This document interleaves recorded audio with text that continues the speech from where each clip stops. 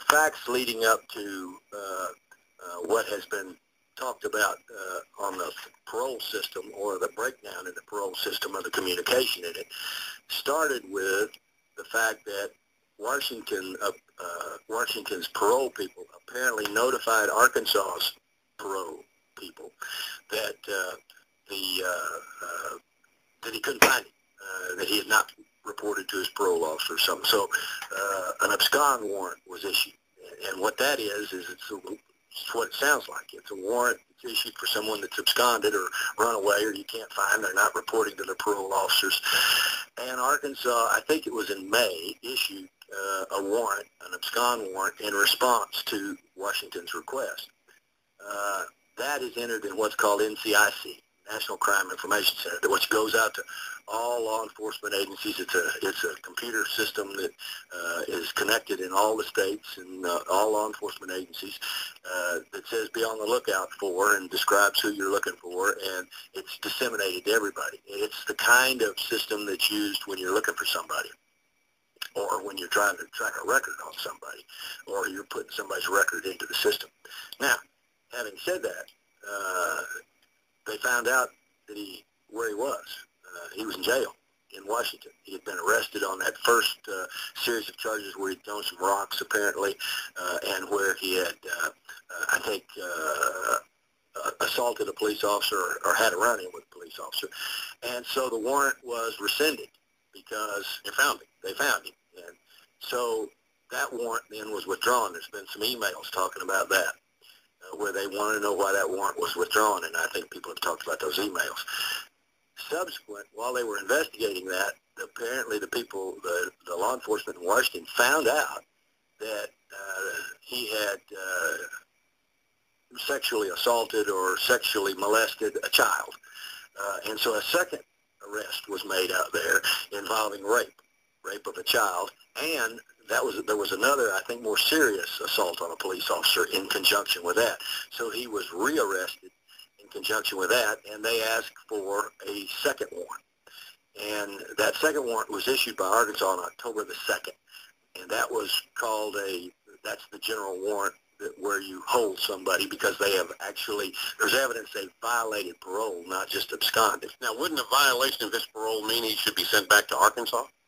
Not necessarily. It could be. You could send him back to Arkansas, or in this case, what the warrant actually calls for, and I've seen it, and it's the same warrant they've used for 8 years since they've been in the compact, and there is an international compact on this. The warrant says hold this guy until your charges are disposed of. In other words, don't let him go. He should have been incarcerated then. That's what the warrant calls for. That's what my people are telling me. Now, Washington has said that warrant was only good in Arkansas. But that's the same warrant that's been used for 8 years with all 49 other states, and that there's never been any question before of whether or not that warrant is a good warrant. That's what a compact is. It's an interstate compact. And that warrant was sent to Washington, and Washington received that within a day or so, I think, maybe the same day through that system on October 2nd. We know that he was bonded out in late November, some 2 months later. So apparently he was held for some period of time, and then was bonded out a couple of months later, and actually then within 2 or 3 days after he was bonded out, committed the murders, did the shooting. The argument, now, they've also indicated that we didn't enter that, and they didn't enter that warrant in NCIC. It was not entered in NCIC. But that, according to our people and according to the compact, is standard procedure, because it's not you're not clogging up NCIC looking for somebody. They know where he is. He's in jail, and the warrant actually is with their correction parole people. Apparently that's one area where I think Washington and Arkansas and everybody else will look to see if there's a process change that may be appropriate. Well, after an incident like this, and this is horrific, there is no question about it, it always seems that, and I suppose that is human nature, that you want to place the blame somewhere. Sure. You want to find out how something like this happened. Sure.